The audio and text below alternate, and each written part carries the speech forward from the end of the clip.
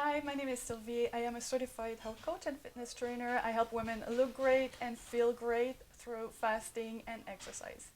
In today's video, I wanted to talk about intermittent fasting for women over 40. And I'm just going to go quickly over 5 most common mistakes that women over 40 can make when they're practicing intermittent fasting. And I mean, some of these mistakes are going to be similar to just intermittent fasting in general. It's not because a woman is over 40 that everything changes and everything needs to be done differently. But women over 40 are more susceptible to some issues that relate to hormonal changes, for example. And so some of the mistakes that I will talk about will address that. The number one mistake is choosing a fasting window that is too short. I find that women in general benefit from a longer fasting window that isn't necessarily done every single day. But as I often say, I don't like rules when it comes to health and wellness.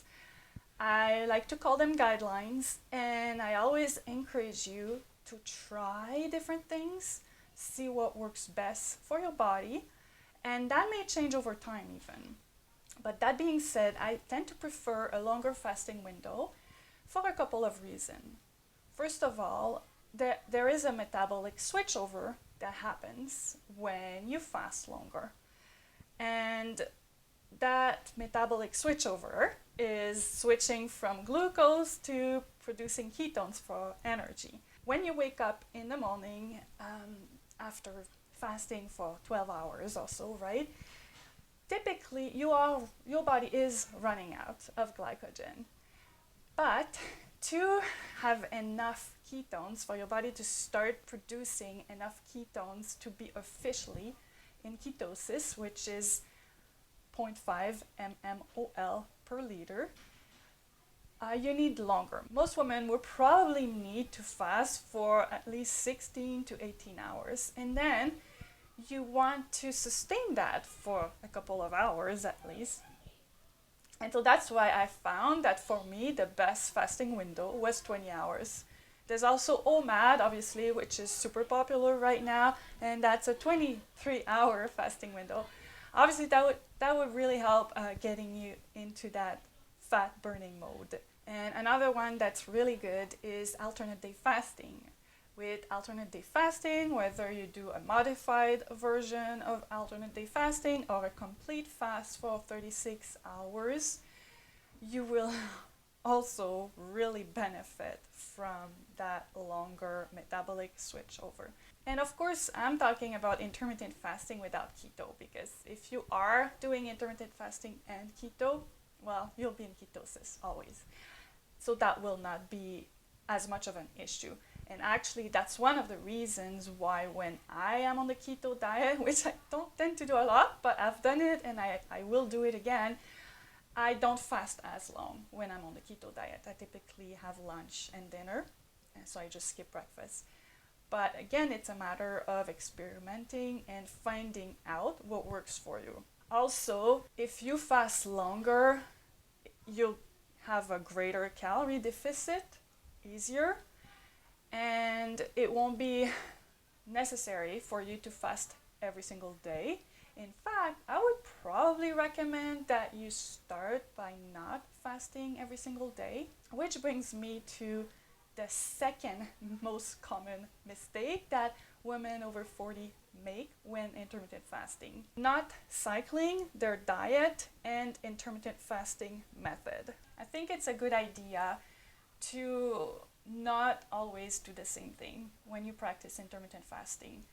And even as I was doing the warrior diet, which is only a 20-hour fast every day, I would typically have a couple days during the week where I was not as strict, where I would break my fast earlier during the day. It's a good practice to change things up and not get stuck in a certain way to do things. Not only you'll learn to listen to your body better and adjust what you're doing as needed. But also it'll help ensure that your body's getting the nutrients it needs, because sometimes you may notice that you're hungry but you feel great, and then keep fasting. And you can fast longer if you feel amazing. Some days though, you may find that you're feeling hungry and awful and you're craving a certain type of food. Well, in that case, you should just break your fast and consume that food. And so that in general will cause you to adapt your intermittent fasting method to your life circumstances and the needs of your body. If you love doing OMAD, for example, and you love doing it every day and it's working out great for you, there's no reason to change that. But the issue is when you're not seeing the results you're looking for, or you're not feeling good. That's when you can start cycling more. The best method for cycling, in my opinion, is alternate day fasting. I also love the Eat Stop Eat method, which really just involves fasting for 24 hours, 2 days a week or so. Another thing to take into consideration when you cycle your intermittent fasting method is your menstrual cycle. And you'll notice that the week leading up to your period, you may feel more hungry and you may feel like you want more carbs, and that's okay. That's another good example of changing things up when you need to. Cycling is not just about cycling your intermittent fasting method, it's also about cycling through different diets. You may find that keto works great for a while, you enjoy it, and then at a certain time of the month or a certain season of the year, you need more carbs and you enjoy eating more carbs. Well, do that. Sometimes you may feel like you need more protein, you're craving meat. Well, eat meat. Sometimes you may just want to drink a smoothie, a fruit smoothie. Well, do that. It's a good idea to not get stuck in a certain way and think that it's the right way and that's what you need to do no matter what happens. It's a good idea to be flexible. Number 3, not eating enough protein. I mentioned that there's some changes that happens after a woman turns 40, and one common change as we age is the decrease in muscle mass. And to help with that, you need to consume more protein. Protein helps build muscle. So not only strength training is super important, but also trying to increase your protein consumption would be helpful.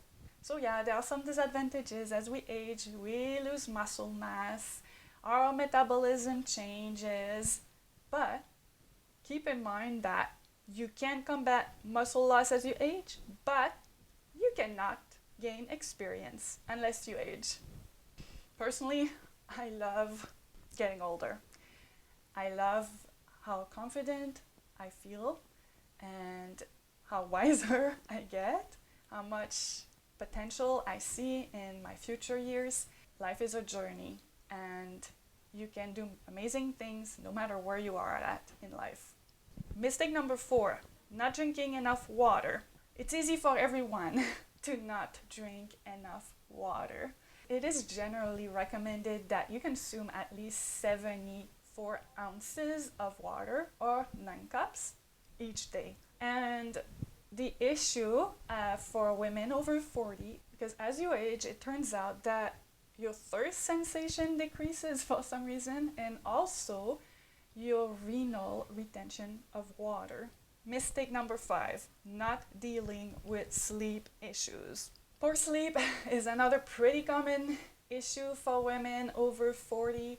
The decrease in estrogen and progesterone are a contributing factor. So it'll be really important to implement good sleep habits like going to bed early, turning off all your screens 1 hour before bed. But there's something else that will really help, and that's what I'm all about. It's exercise. It turns out that athletes and people who exercise tend to sleep better. So exercise is a great sleep aid.